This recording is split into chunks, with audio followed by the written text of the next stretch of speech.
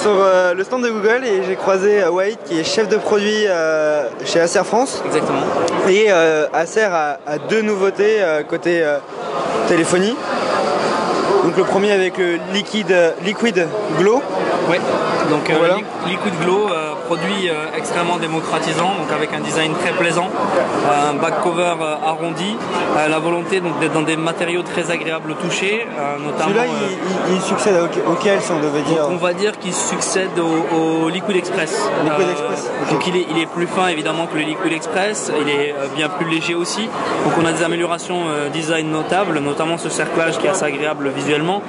Tous les matériaux donc sont très doux et très agréables au toucher avec une durabilité. C'est du polycarbonate. Exactement, on est sur du soft touch en finish en peinture. Donc avec Ice Cream Sandwich dessus. Pour ce qui est du software, on va passer sur une Live Unit.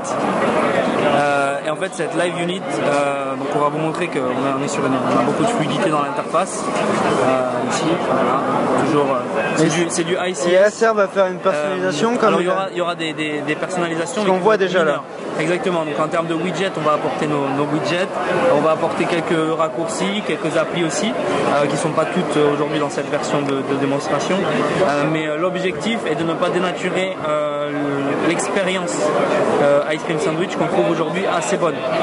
Par contre, le choix qu'on a fait sur ce modèle, qui est un modèle plutôt démocratisant, c'est de garder en fait les touches physiques, parce que vous savez en tant qu'expert qu'on peut avec Ice Cream Sandwich supprimer les touches physiques aujourd'hui. Ouais. Comme on veut faire passer les gens du téléphone au smartphone, on ne veut pas qu'ils soient perdus, notamment dans le cas tout simple.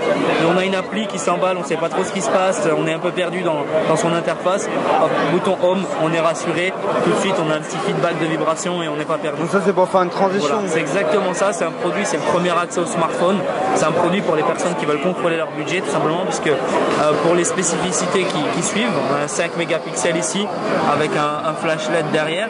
Il filme en combien de... Il filme en 720p. On a un processeur 1 GHz.